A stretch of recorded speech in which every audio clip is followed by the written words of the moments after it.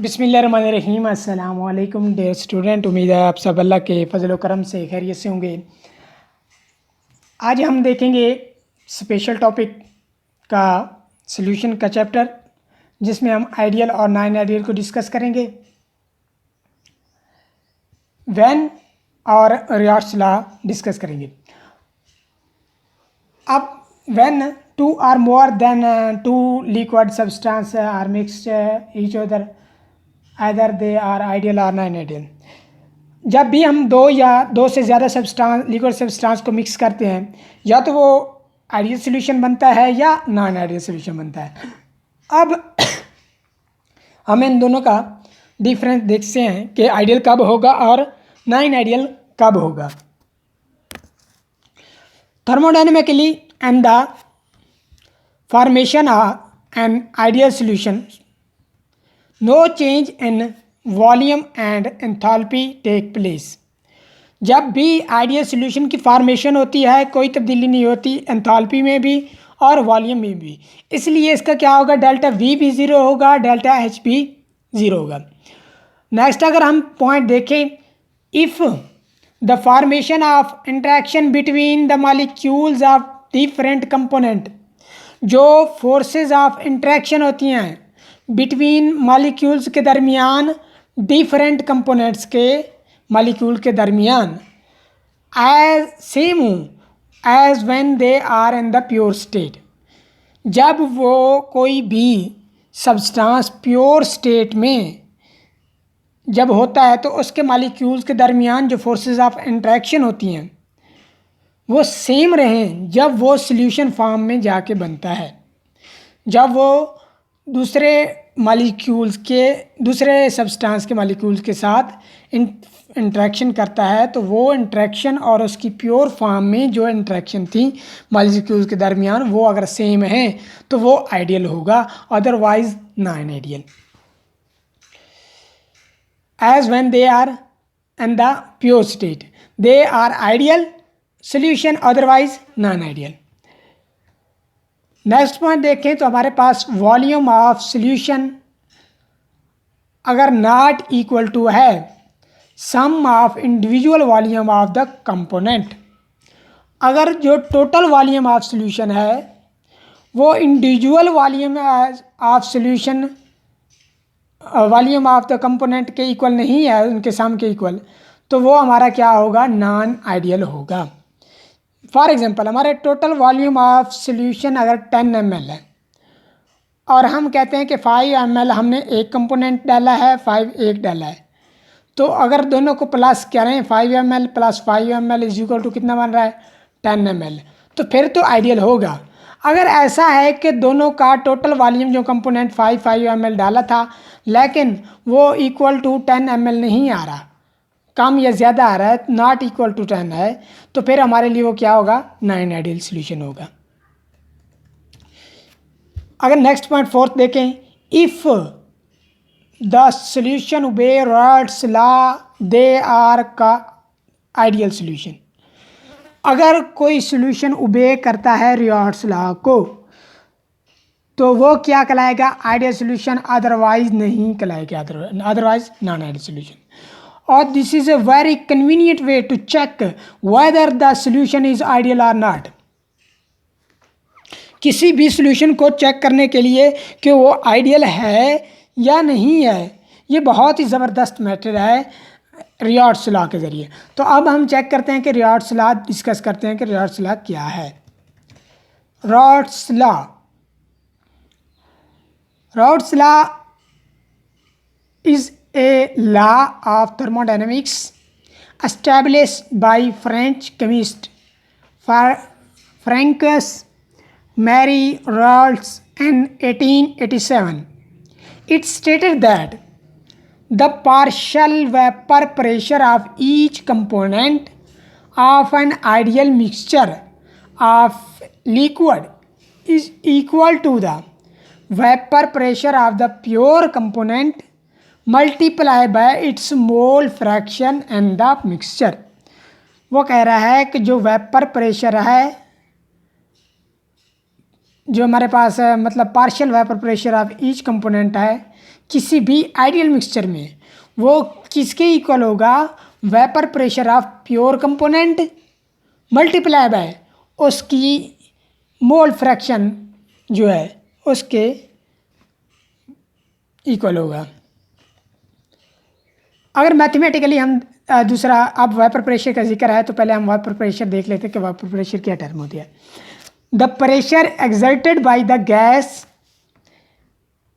N equilibrium with solid or liquid in a close container at a given temperature is called vapour pressure. वो pressure जो कोई gas exerted करती है किसी भी लिक्विड या सॉलिड पर एन ए क्लोज कंटेनर, किसी भी क्लोज कंटेनर में, और उस टेम्परेचर पर जो हमारे पास टेम्परेचर गिवन में है वो हमारा वेपर प्रेशर कहलाता है। For example water 0.03 atmospheric, ethyl alcohol 0.08 atmospheric, substance vapour pressure at 25, di ethyl 0.7 atm।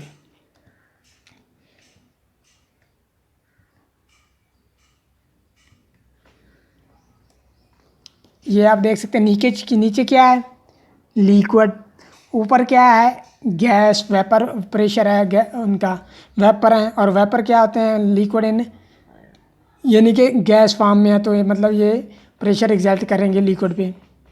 तो ये हमारे पास फेस ट्रांजिशन है, दरमियान में आप एक लाइन देख सकते हैं, वो इनकी बाउंड्री है, ऊपर गैस और नीचे लिक्विड।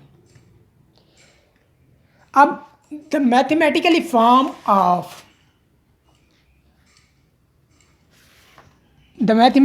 ऑफ रियॉट्स लॉ क्या है, P डायरेक्टली प्रोपोर्शनल होगा x1 के। P यहाँ क्या है, P is the pressure of vapour pressure of the solution, और जो हमारे पास x1 है is the mole fraction of the solvent. जो वेपर प्रेशर ऑफ सॉल्यूशन होगा, ओवरऑल द सॉल्यूशन का वेपर प्रेशर, वो किसके डायरेक्टली प्रोपोर्शनल होगा, वो मोल फ्रैक्शन ऑफ सॉल्वेंट के डायरेक्टली प्रोपोर्शनल होगा। Then this equation become P is equal to P not x1, where P not is the vapour pressure of solvent in pure state. नीचे आप देख सकते हैं P not क्या है, P not is the vapour pressure of pure solvent, मतलब जब वो प्योर स्टेट में था तो उसका जो वेपर प्रेशर होगा वो P नॉट होगा, और जो P है वो क्या है, वेपर प्रेशर ऑफ सॉल्यूशन। जब हमने उसे मिक्स कर दिया है, मिक्स करने के बाद, कंपोनेंट्स को मिक्स करने के बाद, उसके बाद जो सॉल्यूशन का वेपर प्रेशर है वो हमारे पास P है। तो रियॉट्स लॉ क्या कहता था, ये कहता था कि जब हम सॉल्यूट ऐड करते हैं सॉल्वेंट में, तो जो हमारे पास सॉल्यूशन का वेपर प्रेशर होता है वो कम होता जाता है जैसे जैसे हम सॉल्यूट ऐड करते जाते हैं। अब P is equal to P not x1 है, x1 is the mole fraction of solvent, P not is the vapour pressure of pure solvent, and P is the vapour pressure of solution. तो इस equation को इस तरह लिख सकते हैं, P not left hand side, right hand side पे क्या हो रहा है, मल्टीप्लाई हो रहा है, तो दूसरी तरफ जाके डिवाइड हो जाएगा, x1 is equal to P और P नॉट आ जाएगा। इसको इक्वेशन नंबर 1 का नाम दे दें। अब x1 प्लस x2 जो हमारे पास इज इक्वल टू होता है यूनिटी के, तो यहाँ से अगर x2 हम निकालें तो x1 दूसरी तरफ जाके माइनस हो जाएगा, 1 माइनस x1 आ जाएगा। अब x1 की वैल्यू हमारे पास क्या है, इक्वेशन नंबर 1 में देखें तो x1 is equal to P और P1 है, तो x2 की वैल्यू क्या आएगी, x2 is equal to 1 minus x1 है, तो x1 की जगह आप उसकी वैल्यू पुट कर दें P ओवर P नॉट, तो then x2 is equal to 1 minus P over P not बन जाएगा। अब P नॉट को हम LCM अगर ले लें तो हमारे पास x2 क्या बन जाएगा, x2 बन जाएगा P not minus P over P not, ये हमारे x2 इसके ज़रिए हम फाइंड आउट कर सकते हैं। ये हमारी क्या होगी, मोल फ्रैक्शन ऑफ सल्यूट। नीचे आप देखें इन टर्मों को आप गौर से देखते हैं। P is the vapour pressure of solution, P not is the vapour pressure of pure solvent and P not minus P not minus ये जो P है ये क्या होगा, is the lowering of vapour pressure. Lowering of vapour pressure क्यों, क्योंकि जो solution का वेपर प्रेशर होगा वो कम होगा as compare to pure vapour pressure of pure solvent. अब प्योर सॉल्वेंट में से हमने वेपर प्रेशर ऑफ सॉल्यूशन निकालेंगे तो हमारे पास लोअरिंग ऑफ वेपर प्रेशर निकल आएगा कि कितना वेपर प्रेशर लो होगा, लो हुआ है। And P not minus P और P not is the relative lowering of vapor pressure. X2 is the mole fraction of the solute and X1 is the mole fraction of solvent. Raoult's law for an ideal solution of two volatile component. अब rights law for an ideal solution के लिए जब दोनों क्या होंगे, volatile component होंगे, तो फिर क्या होगा, ideal solution of two volatile component A and B. जो आइडियल सॉल्यूशन है हमारे पास टू वोलेटाइल कंपोनेंट, जो कि हमारे पास एक कंपोनेंट ए है और बी है, ये दोनों क्या हैं, वोलेटाइल है। The vapour pressure of each component, तो फिर हर कंपोनेंट का वेपर प्रेशर क्या बनेगा, P A is equal to P not A x A and P B is equal to P not B x B. Equation number इसे दोनों equation को consecutively equation number 1 का नाम दे दें। तो हम अगर ग्राफिकली देखें तो ये हमारे पास क्या होती है, the Raoult's law is a straight line equation, y is equal to M X. Y axis पे हमारे पास प्रेशर आ जाएगा, एक्स एक्सेस पे हमारे पास मोल फ्रैक्शन, और हमारे पास स्लोप जो होगी वो हमारी यहाँ पे आप देख सकते हैं कि प्रेशर ऑफ प्योर सॉल्वेंट।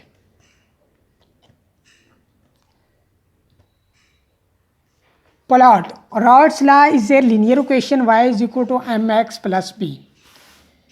तो a plot of P solution versus mole fraction give a straight line with a slope of equal to P solvent।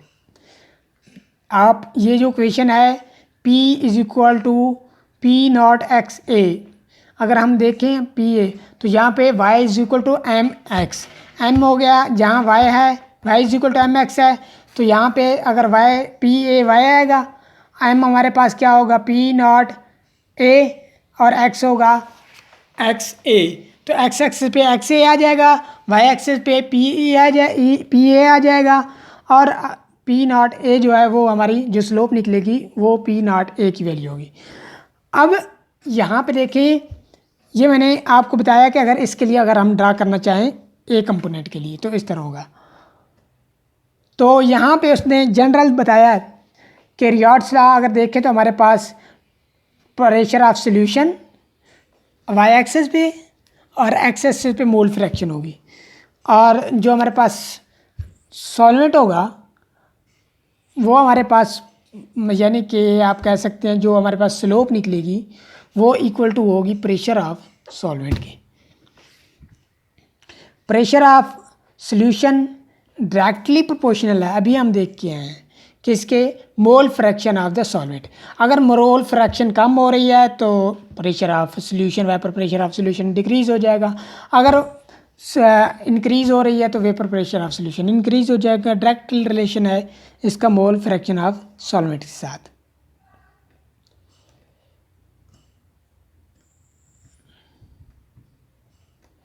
Vapour pressure of a solution, अब देखें vapour pressure of a liquid in a solution. जो vapour pressure है liquid का किसी भी solution में and an pure solvent is much different. दोनों का वेपर प्रेशर जो है सॉल्यूशन फॉर्म में और प्योर सॉल्वेंट में डिफरेंट होता है। क्यों डिफरेंट होता है ज़रा गौर कीजिए। Vapour pressure of pure solvent is decreased. जो वेपर प्रेशर है प्योर सॉल्वेंट का वो डिक्रीज होगा when the non volatile solute particle are dissolve in it. जब हम नॉन वोलेटाइल पार्टिकल सोल्यूट क्या करेंगे ऐड करेंगे तो वो क्या होगा डिक्रीज होगा प्योर सॉल्वेंट का वेपर प्रेशर। क्यों डिक्रीज होगा? The solute decrease the number of solvent molecules per unit volume. Unit volume के साथ per unit volume lowering the tendency for the molecule to escape into vapour. अब जो solute के number हैं the solute decrease the number of solvent. जो solute है वो solvent के नंबर को डिक्रीज करेगा, सॉल्वेंट मॉलिक्यूल्स के नंबर को per unit volume, lowering the tendency for the molecule to escape into vapour. तो इसलिए उसकी टेंडेंसी जो है मॉलिक्यूल्स की एस्केप करने की वेपर में वो क्या हो जाएगी, लो होगी, कि उसके नंबर ऑफ मॉलिक्यूल्स कम हो जाएंगे सॉल्वेंट के ड्यू टू सोल्यूट, इसलिए उसका वेपर प्रेशर भी कम हो जाएगा। अब ये आप देखें रॉड्स लॉ ग्राफिकली रिप्रेजेंटेशन, थोड़ा ऊपर कर लेते हैं।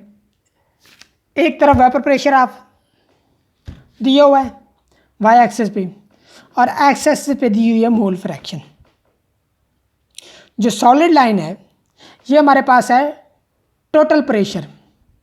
अकॉर्डिंग टू डाल्टन लॉ हमारे पास टोटल प्रेशर होता है the sum of all the component.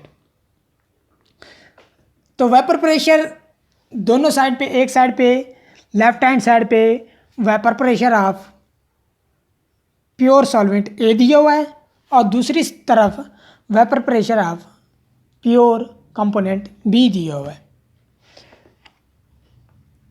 अब एक्स ए आप देख रहे हैं इज इक्वल टू 1 है नीचे अगर आप देखें लेफ्ट हैंड साइड पे, और वो डिक्रीज़ हो रही है, किसकी तरफ जा रही है, एक्स ए 0 की तरफ जा रही है, यानी कि डिक्रीज़ हो रही है। और जो हमारे पास एक्स बी था वो लेफ्ट हैंड साइड पे अगर देखें तो हमारे पास 0 था और वो गया है x B is equal to 1 हुआ है। अब जिसकी कंसंट्रेशन जिस कंपोनेंट की इंक्रीज़ होगी उसका वेपर प्रेशर डेफिनेटली इंक्रीज़ होगा, और जिसका कंपोनेंट की कंसंट्रेशन डिक्रीज़ होगी उसका वेपर प्रेशर डिक्रीज़ होगा। अब यहाँ पे एक्स ए क्योंकि डिक्रीज़ हो रहा है लेफ़्ट टू राइट, तो आप ये डॉटेड लाइन में देख सकते हैं ये इंडिविजुअल कंपोनेंट का वेपर प्रेशर दिया हुआ है कि किस तरह। अब पी ए का क्योंकि लो वोलेटाइल था तो इसलिए इसका वेपर प्रेशर कम होगा, और पी बी को मोर वोलेटाइल रखा हुआ है उसका प्रेशर ज़्यादा होगा। अब पी ए की अगर देखें तो कंसंट्रेशन कम हो रही है तो उसका वेपर प्रेशर भी क्या होता जा रहा है, कम होता जा रहा है। और दूसरी डॉटेड लाइन देखें तो हमारे पास और कम होता होता बिल्कुल 0 तक चला जाता है। और अगर एक्स बी देखें तो एक्स बी हमारे पास जहाँ 0 था वहाँ पे कम प्रेशर था, जैसे जैसे इसकी कंसंट्रेशन बढ़ती गई तो ये इसने जाके टच किया है पी नॉट बी जो हमारे पास पॉइंट है वहाँ पे मैक्सिमम जाके प्रेशर हो गया। तो ये आपने देखा कि जैसे जैसे मोल फ्रैक्शन नीचे बढ़ रही है उसका वेपर प्रेशर भी बढ़ता जा रहा है। जिस कंपोनेंट की कम हो रही थी वो क्या हो रहा, कम हो गया है। याद रखें ये जो ग्राफ होते हैं ये आपके लिए बहुत ही इंपॉर्टेंट होते हैं, इसे मस्ट ड्रा किया करें।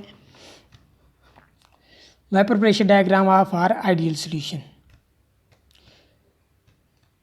अब याद रखें जो सॉलिड लाइन है वो वेपर प्रेशर शो कर रही है सॉल्यूशन का, और जो डॉटेड लाइन है वो इंडिविजुअल कंपोनेंट का शो कर रही है। किसी भी पोजीशन पे अगर आप चेक करते हैं मतलब कंपोजिशन सॉल्यूशन की किसी भी पोजीशन पे, तो उसके स्ट्रेट जो वेपर प्रेशर होगा वो उसके इक्वल होगा।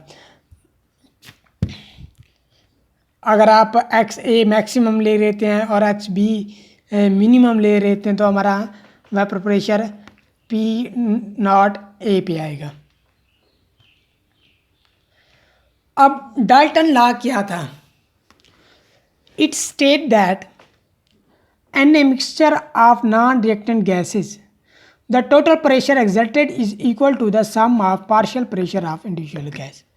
जो टोटल प्रेशर होगा एक्सर्टेड मिक्सचर का इक्वल टू हो जाए सम ऑफ पर प्रेशर ऑफ इंडिविजुअल गैस, हर इंडिविजुअल गैस के सम के इक्वल, वेपर प्रेशर के सम के equal.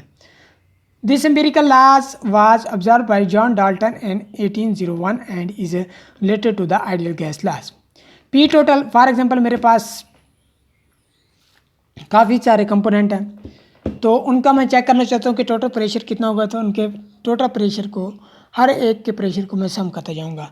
P1 is the vapour pressure of component 1, P2 is the vapour pressure of component 2, P3 is the vapour pressure of component 3। तो सबको जब मैं equal करूँगा तो वो मेरे पास टोटल प्रेशर निकल आएगा मिक्सचर का।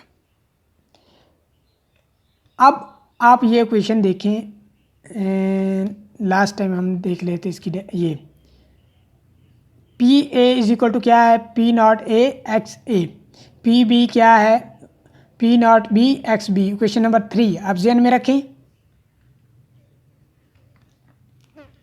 और आ जाएं। अकॉर्डिंग टू डाल्टन लॉ हमने देखा कि पी टोटल क्या है हमारे पास, P A plus P B, यानी कि जितने भी कंपोनेंट हैं उनके सम है। ऊपर आप एग्जाम्पल ये देख सकते हैं पी टोटल क्या होता है, जितने कंपोनेंट होते हैं उनके वेपर प्रेशर के सम के इक्वल होता है टोटल प्रेशर। आप देखिए यहाँ पे हमारे पास दो कंपोनेंट हैं ए और बी थे, तो हमने दोनों के वेपर प्रेशर को क्या सम किया और is equal to total pressure हमारा आ गया। अब पी ए हमने क्वेश्चन नंबर 3 में देखा है from the value of P A and P B from equation 3। तो हमारे पास इक्वेशन नंबर 3 से अगर पी ए और पी बी की वैल्यू लो तो हमारे पास टोटल प्रेशर क्या बन जाएगा, पी नॉट ए, और पी ए की जगह पी ए की वैल्यू लिख दो, पी नॉट ए और एक्स ए लिख दो, और पी की जगह पी बी की जगह उसकी वैल्यू लिख दो। अब क्योंकि एक्स ए प्लस एक्स बी क्या था, इज इक्वल टू 1 था, तो हमारे पास एक्स ए की अगर हम वैल्यू निकालें तो हमारे पास क्या निकलेगी, x A is equal to 1 minus x B. P total क्या है, पी टोटल हमारे पास है पी नॉट ए। अब एक्स ए की जगह उसकी वैल्यू पुट कर दो इक्वेशन नंबर 5 में। तो जब इक्वेशन नंबर 5 में एक्स ए की वैल्यू 1 माइनस बी पुट करेंगे तो क्या आएगा, 1 minus x B plus P not B x B. जब एक्स ए की वैल्यू सब्स्टिट्यूट की तो हमारे पास ये आई। अब पी नॉट ए को अंदर मल्टीप्लाई कर दो ब्रैकेट के अंदर, तो हमारे पास क्या बन जाएगा, P not A minus P not A X B plus में P not B x B. अब यहाँ पे देखें P not A X B plus P not B x B में एक्स बी कॉमन है, तो हम यहाँ से एक्स बी कॉमन ले लेते हैं। तो then this equation become P not A, P total is equal to P not A plus P x B, क्योंकि कॉमन ले लिया तो पी बी हमारे पास प्लस था और पी नॉट ए हमारे पास माइनस था, तो हमने क्या लिख दिया, P not B minus P not a into xb. This is the equation, straight line equation in intercept form. y is equal to mx plus c. हमारे पास y एक्सिस पे टोटल प्रेशर होगा, x एक्सिस पे हमारे पास mole fraction of component b, और हमारे पास स्लोप जो होगी वो हमारे पास P not B minus P not A होगा, और हमारे पास इंटरसेप्ट फॉर्म जो आएगी वो हमारे पास पी नॉट ए आएगी।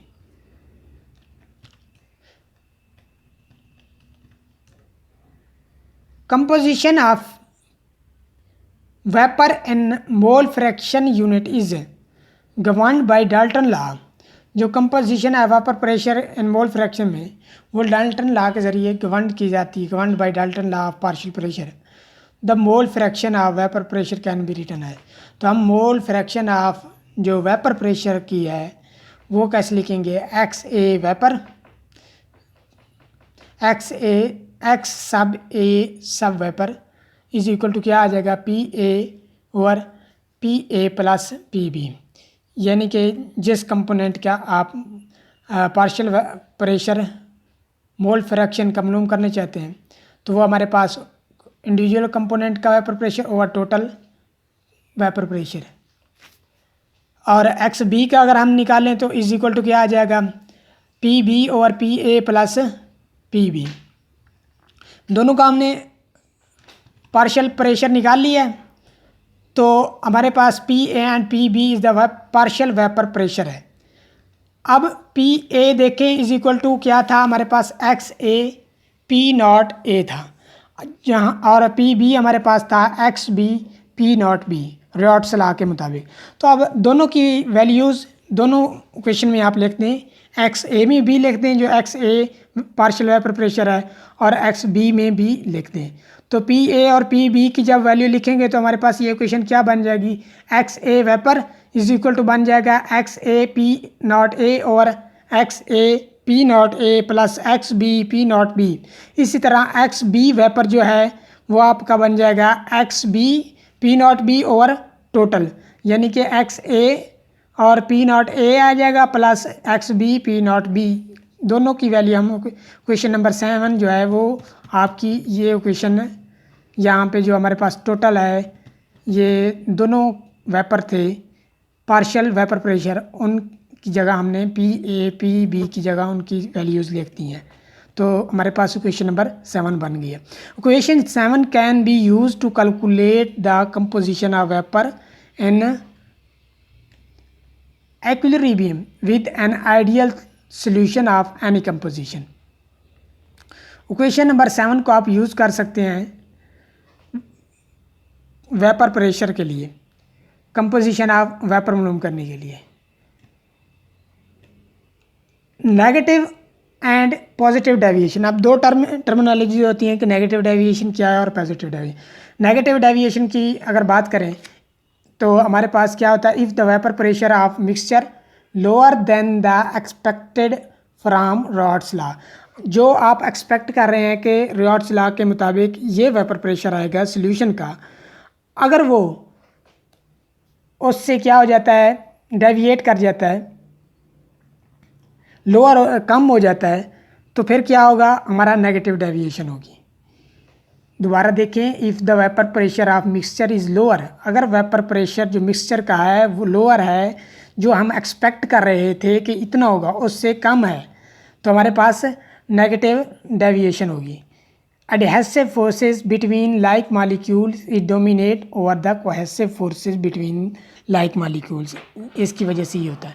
अगर पॉजिटिव डेविएशन बात करें तो पॉजिटिव डेविएशन कब होगी, when the cohesive forces become dominated over adhesive forces, कि जो हम vapour pressure of mixture expected कर रहे थे रियॉट्स लॉ के मुताबिक, अगर उससे ज़्यादा वेपर प्रेशर आ रहा है तो फिर हमारे पास पॉजिटिव डेविएशन होगी, जो कि आप फिगर में देख सकते हैं कि नीचे ये हमारे पास स्ट्रेट लाइन जो है रियॉट्स लॉ की है और जो नीचे है ये हमारे पास नेगेटिव डेविएशन है, यानी कि नीचे जो है वो वेपर प्रेशर है कम हो गया है जो हम एक्सपेक्ट कर रहे थे, और ऊपर हमारे पास पॉजिटिव डेविएशन है फ्रॉम रियॉट्स लॉ, तो क्योंकि हम उससे अबव आ रहा है रियॉट्स लॉ से, इसलिए ये पॉजिटिव डेविएशन है।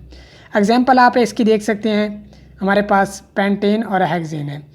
पेंटेन का अगर आप देखें बॉइलिंग पॉइंट तो हमारे पास 36 है और हेक्सेन का 69 है। अगर इसका पेंटेन का बॉइलिंग पॉइंट कम है तो ये मोर वॉलेटाइल है, और जो हमारे पास हेक्सेन है ये कम वॉलेटाइल होगा as compare to hexane. If pentane alone was present, अगर पेंटेन अकेला प्रेजेंट है, the vapour pressure above the liquid would be due to pentane, तो वेपर प्रेशर होगा अबव द लिक्विड में वो पेंटेन की वजह से होगा, क्योंकि ये मोर वोलेटाइल है। However, with pentane, only a fraction of the solution, the vapor pressure exerted by pentane will be equal to only a fraction of the vapor pressure of pure pentane at the same temperature.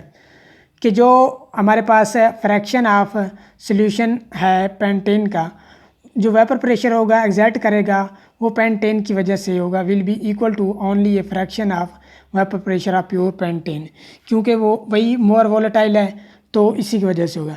When x is the mole fraction of pentane, अगर हम कर लेते हैं कि x हमारे पास क्या है, मोल फ्रैक्शन ऑफ पेंटेन है. The fraction of pentane molecule in solution the same is true for the hexane component. इसी तरह आप हेक्सेन कंपोनेंट के लिए भी कर लें. तो हमारे पास पी हेक्सेन क्या होगा. रियॉट्स लॉ में हम देखा है कि पी हेक्सेन अगर देखें तो हमारे पास क्या आएगा, जो पी हेक्सेन का सॉल्यूशन होगा total vapour pressure of hexane pure solvent और साथ में उसकी मोल फ्रैक्शन ऑफ हेक्सेन. इसी तरह पी पेंटेन की है, जब पेंटेन का होगा तो हमारे पास क्या आएगा, पी नॉट पेंटेन और एक्स पेंटेन, यानी कि pure vapour pressure of pure solvent of pentane हमारे पास होगा जब, और साथ में मोल fraction of pentane. Dalton law use करें तो हमारे पास टोटल अगर हम निकालें तो पी टोटल हमारे पास प्रेशर क्या होना चाहिए, vapour pressure of pentane plus vapour pressure of hexane. जैसा कि हमने कंपोनेंट ए और बी लिया था बिल्कुल सेम उसी तरह है. Being able to calculate the total vapour pressure of solution can be extremely useful. From ideal gas laws, अगर आइडियल गैस लॉ की बात करें तो हमारे पास और तो हम क्या है, Y pentane is equal to P pentane और पी टोटल. जो हमने प्रेशर निकाला था with the fact that total mole fraction of pentane and hexane must equal to a single expression for the total vapor pressure of the solution can be derived plus P naught B minus P naught A into XB.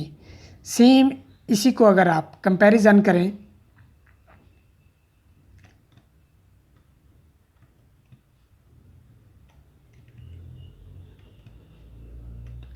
इस equation के साथ, तो ये दोनों equation तकरीबन same है. P total P pentane है, आगे क्या है P not pentane minus P not hexane plus क्या है पी नॉट, उसे हम फेज डायग्राम कहते हैं. लिमिटेशन इसकी क्या थी, अगर लिमिटेशन देखें, limitation of Raoult's law, it is a applicable only to very dilute solution.